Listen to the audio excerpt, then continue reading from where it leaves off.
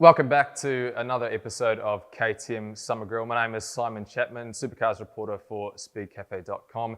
And today I am delighted to have the Australian Grand Prix boss Andrew Westacott on board, as well as Speed Cafe Formula One reporter Matt Koch. Andrew, great to have you on board. You're looking forward to 2022. Sure am. Happy New Year, everyone. It's happening. It's this year, and gee, we're excited. Can't wait at all. Matt, you must be super excited for the 2022 season ahead after what was a thrilling finish to the 2021 campaign. Yeah, absolutely. It was a bumper season in 2021. We've got an extra race this year as well, one on home soil. So there's lots to look forward to that I'm sure we'll cover off in this episode and others. Andrew, there's so much that we can get into in this discussion. Let's maybe start with one thing that we're really looking forward to. Obviously, from the time this episode airs, it's 99 days until race day at the Australian Grand Prix. It's back, the big race, and more importantly, we're going to have crowds on board. You must be super thrilled for that event to be back on our radar again. Yeah, Simon, given that we've spent a couple of years sort of cancelling events, we tried to get events up in the form of the Bass Coast Festival of Motorsport. Moto GP couldn't happen, Formula One couldn't happen, despite deferrals and everything. So to be able to have it scheduled and really setting the scene when it comes to big, massive crowds, we couldn't be happier. So 10th of April, it's going really well. The track modifications are nearing their final throes in terms of resurfacing and so on. And, we couldn't be happier. There's a countdown clock when you walk into the foyer at the Grand Prix Corporation. And, 99 is going to erode pretty quickly. For sure. One thing last year that we noticed was certainly at the United States Grand Prix, with that event having 1 year off, the crowds were huge. And I guess the same thing could be said for a lot of events that weren't on the calendar in the 2020 season because of COVID-19. We're sort of seeing, I guess, maybe the effect of Netflix as well. Early indications seem to be that ticket sales are going really well for Australian Grand Prix for 2022. How's it looking? Yeah, there was a combination of so many factors. It was probably the racing between all teams, but obviously Max Verstappen and Lewis Hamilton, the battle throughout the whole year. That catch cry, absence makes the heart grow fonder, whether you were in Silverstone or a new event in Zandvoort or Mexico in a bit of an absence.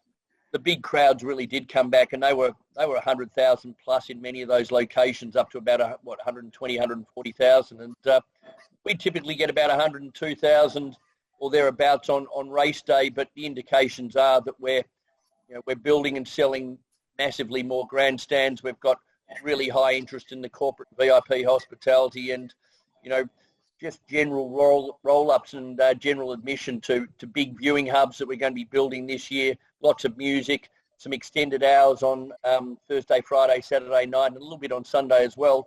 Means it's a pretty good way to spend a weekend early in April. Andrew, with the ticket sales as strong as they've been, a little bit of feedback that we've seen from fans is that they've been frustrated that they've missed out. I guess that's a good problem for you, but what do you say to those people who are keen to attend, but I guess competition's so fierce? What is it, just a case of be patient, there will be more tickets? Yeah, be patient, bear with us was going to be the words that I was going to say, Matt. I'll give you example of what happened. It's not a seating bowl like the MCG or a massive stadium where there's already capacity there, and it's a massive capacity. We typically have about 30,000 grandstand seats, and when we went on sale in, I think it was late November, early December, we put those 30,000 seats on sale.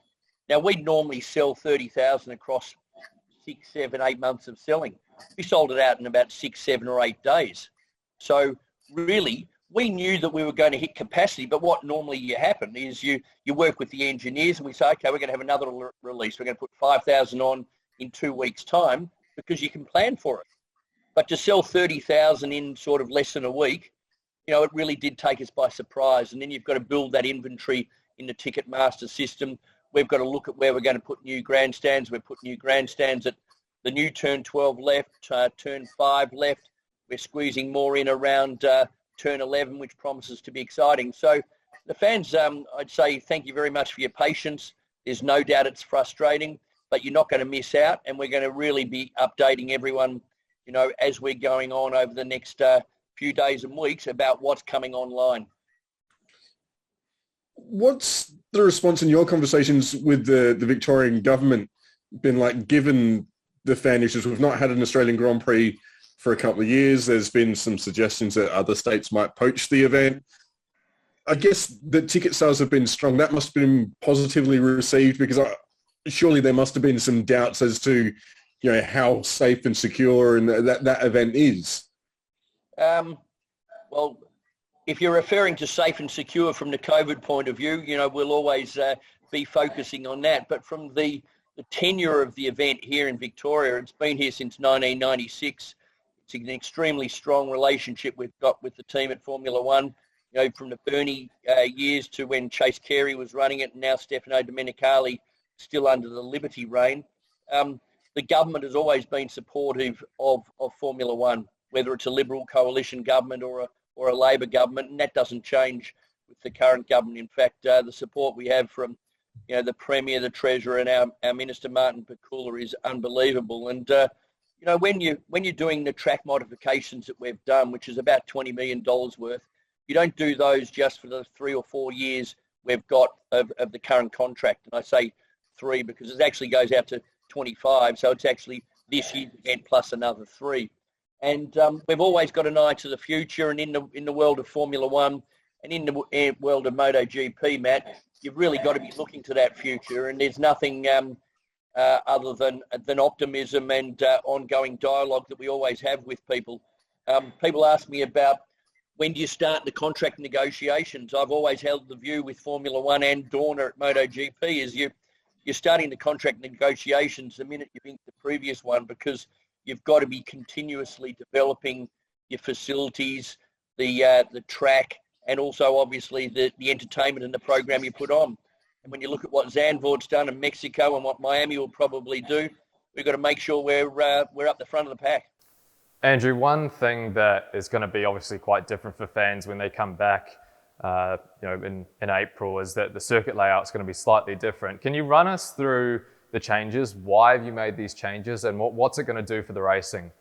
Yeah, well, I'll give you the abridged version, Simon. The intent of it is to make the racing more exciting. There was a criticism that Formula One would come to town and they'd love everything about Melbourne from an infrastructure point of view, the industry, the hotels, the accommodation, the restaurants, just the vibe that they get in town, and the fact that the circuit's only 4.5 k's away from the CBD. But they always came and said, you've got to do something to get a little bit more overtaking. And the track had never been resurfaced in the 25 years since it was put down in 1995 before the first race in 96.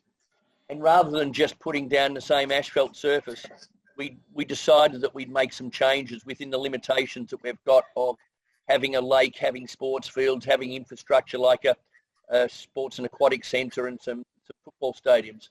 So what we did was made subtle changes to camber, to the asphalt mix, widening of some corners, took out a chicane and also widened pit lane. So the combination, the sum of the parts, is designed to, introduce more tyre strategy, hopefully getting more tyre deg with a more aggressive asphalt mix, and also make for more overtaking. And the proof's going to be with the new spec cars in 2022 on the sort of the 8th of April when they're out there on FP1. For sure.